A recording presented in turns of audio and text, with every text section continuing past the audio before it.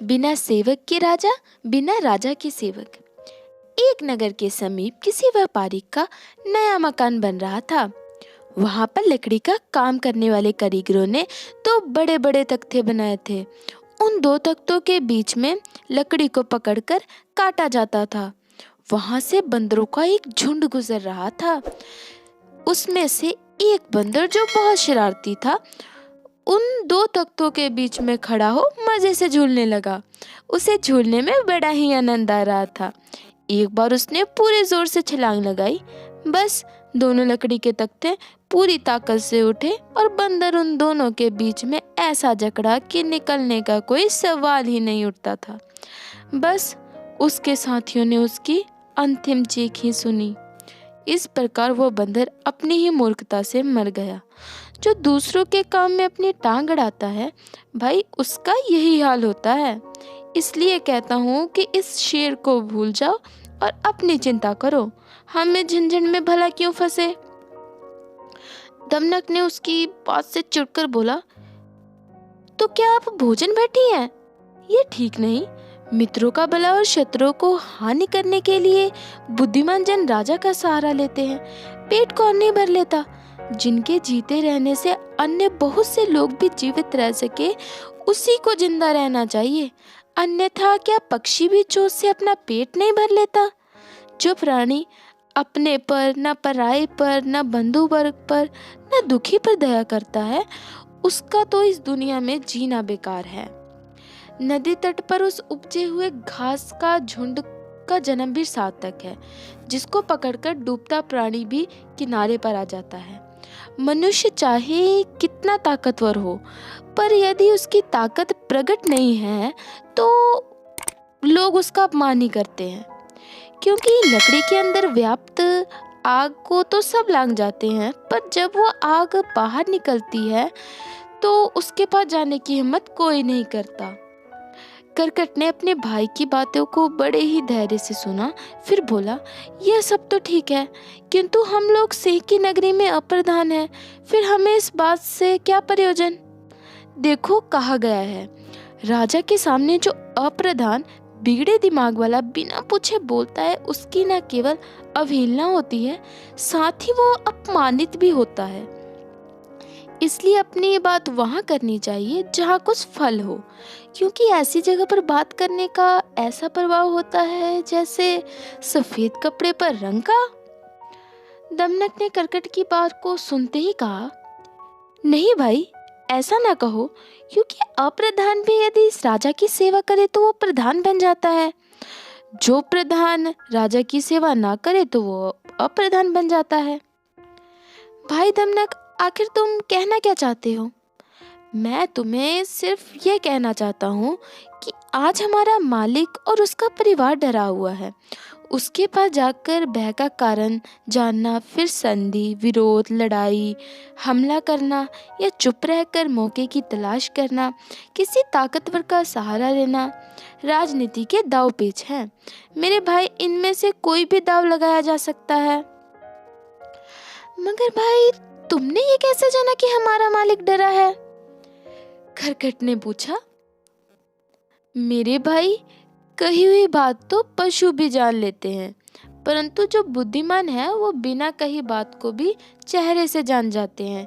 जैसा कि कहा गया है, आकार, मुख की बनावट, इशारा, चाल ढाल, बोल चाल, आंखों द्वारा मन के अंदर की बात जानी जाती है। इसलिए मैंने यह सब जान लिया है। मैं निडर होकर से शेर के पास जाऊंगा और उससे पूरी पूरी बात कह दूंगा। मगर भाई, आपको तो अभी राज दरबार में जाना ही नहीं आता, तो आप कैसे जाएंगे? दमनक ने हंसकर बोला, वाह, मैं क्या राजा की सेवा करना नहीं जानता? पिताजी की गोद में खेलते हुए मैंने घर में आने वाले सारे साधुओं और विद्वानों से ज्ञान की बातें सुनी थी। वह सब की सब मैंने अपने दिल में बिठा ली हैं। सेवा वही है जो स्वामी के हित में करने वाली हो। इस प्रकार की सेवा केवल समझ ली जाती है। इसलिए विद्वानों को चाहिए कि सेवा द्वारा राजा को खुश रखकर उसकी सहायता ले, किसी दूसरे तरीके से नहीं। अपने कर्तव्य का पालन करने वाला सदा राजा को अच्छा लगता है। जो वीर युद्ध के समय आगे आगे, नगर के पीछे पीछे और राजमहल के द्वार पर रहता है, राजा उसी को अच्छा लगता है। जो प्राणी यह जानते हुए भी कि मैं राजा की नज़रों में अच्छा हूँ और राजा मेरी बात मानते हैं, फिर भी वो विधान और नियमों की उल्लंघना नहीं करता, वही बुद्धिमान होता है। वाह वाह भाई, बहुत खूब। यह बातें तो ठीक है। अब आप यह बताओ कि वहां जाकर पहले क्या पूछोगे? खरकट ने हंसते हुए पूछा। ये सब बातें तो बातों से ही निकलती हैं। जैसे अच्छी वर्षा होने पर एक बीज से दूसरा बीज पैदा होता है। किसी के मन में पाप होता है, उसकी जुबान मीठी होती है। किसी की जुबान कड़वी होती है पर मन मीठा। और किसी की बात भी अच्छी होती है और मन भी साफ। इसलिए मैं ऐसी कोई बात नहीं करूँगा जिससे कोई बुरा प्रभाव पड़े। करकट कुछ देर सोच में डूबा रहता है। उसके पश्चात बोलता है, भाई, राजा लोग तो बड़ी कठिनाई से काबू आते हैं, क्योंकि वह सदा चापलूसों और खुशामदी करने वालों से घिरे रहते हैं। दमनक ने कहा, ये तो ठीक है, किंतु जैसी करनी वैसी भरनी। बुद्धिमान पुरुष अपना स्थान स्वयं ही बना लेते हैं। सेवक का अच्छा आचरण ही है कि वो अपने स्वामी की हर आज्ञा का पालन करे। करकट ने कहा, ठीक है, यदि भाई तुम्हारे यही विचार है तो तुम अवश्य करो। फिर दमनक हंसा और उस शेर की ओर चल पड़ा। शेर ने जैसे ही दमनक को देखा तो उसने अपने मंत्री से कहा कि देखो, वो हमारे पुराने मंत्री का पुत्र आ रहा है, उसे आदर से हमारे पास ले आओ। जैसे ही दमनक राजा के पास आया और उसने अपने सिर को झुकाकर प्रणाम किया, जंगल का राजा अपने पुराने मंत्री के पुत्र को देखकर बहुत ही खुश हुआ। अपने पास बैठाकर प्यार से उसकी पीठ पर हाथ फेरते हुए पूछने लगा, कहो मित्र, कैसे हो? बहुत दिनों के पश्चात मिले।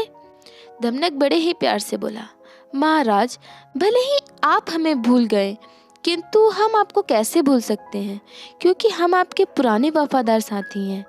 आज जब हमने आपको दुख में घिरे उदास देखा तो हमसे नहीं रहा गया।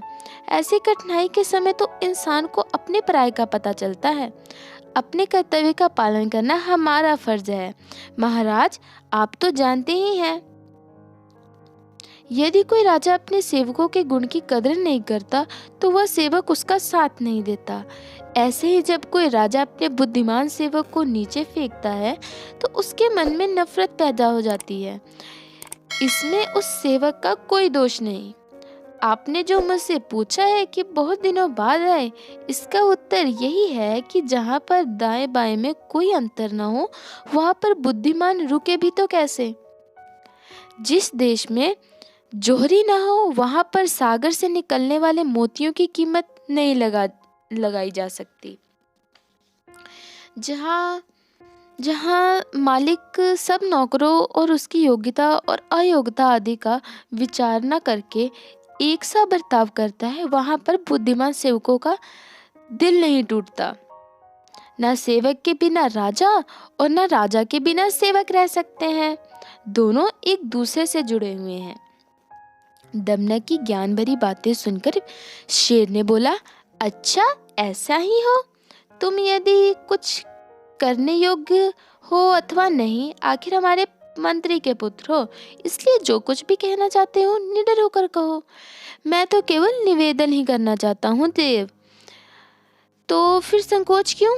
जो कहना है कहो। शेर ने हंसकर कहा, देखो मित्र, राजा का जो भी काम हो उसे सबके सामने नहीं, गुप्त में करना चाहिए, क्योंकि गुप्त बात 6 कानों में जाने से किसी भी मुसीबत का कारण बन सकती है। शेर ने दमनक की बात को बड़े ही ध्यान से सुना और बात उसके दिल को चुभी। फिर भी उसने अपने आँख से इशारा से वहाँ बैठे सब जानवरों को जाने का इशारा किया।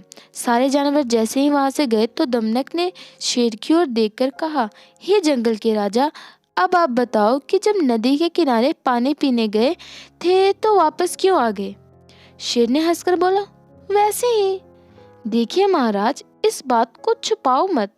यदि यह कहने योग्य नहीं है तो रहने दो। वैसे इस विषय में कहा गया है, औरत से, मित्रों से, युवा मित्रों से गुप्त विचार कुछ ना कुछ छुपा लेना चाहिए, परंतु ये उचित है अथवा नहीं, ऐसा सोचकर बुद्धिमान को चाहिए कि बड़े के अनुरोध पर गुप्त से गुप्त बात को भी स्वयं पर समय आने पर कह डाले। दमनक की बात सुनकर शेर सोच में पड़ गया, क्योंकि उसकी बात में वजन था। फिर वह सच्चा मित्र लग रहा था।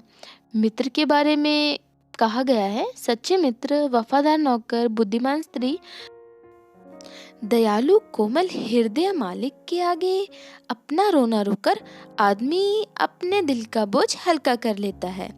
इसलिए शेर ने अपने मन की बात होठों पर लाते हुए कहा, भद्र, मैं इस जंगल से जाना चाहता हूँ। क्यों? जंगल के राजा होकर आप ऐसा क्यों सोच रहे हैं? मेरे पुराने मित्र, मैं आपसे क्या छुपाऊं, वास्तव में जंगल में अद्भुत जंतु आ गए हैं, जिसकी गरज ही इतनी भयंकर है कि डर के मारे कलेजा हिल जाता है। सोचो उसकी शक्ति कितनी होगी। दमनक ने हंसकर शेर की ओर देखा, फिर बड़े ही अंदाज से कहने लगा, महाराज, आप उसकी गरज से ही डर गए? यह बात ठीक नहीं। कहा गया है, जल से बांध टूट जाता है, चौकस न रहने से गुप्त विचार प्रकट हो जाते हैं, चुगली करने से प्रेम टूट जाता है, और दुखी जन कठोर वचनों से अलग हो जाता है। यह बात याद रखने योग्य है कि अत्यंत उग्र और भयंकर शत्रु से मुठभेड़ होने पर भी जिसका कलेजा नहीं टूटता, वह राजा कभी भी हार का मुंह नहीं देखता। यह सब समझकर मालिक को धैर्य रखना चाहिए। इस प्रकार डरकर भागने से तो आपकी बदनामी होगी। पहले मैं भी समझता था कि वहां पर कोई भयंकर जानवर है, पर जब देखा तो धोखा था। वह कैसे? शेर ने हैरान होकर पूछा। आगे की कहानी नेक्स्ट वीडियो में। अगर आपको ये कहानी अच्छी लगी हो तो वीडियो को लाइक, शेयर और सब्सक्राइब कीजिएगा। तब तक के लिए बाय बाय।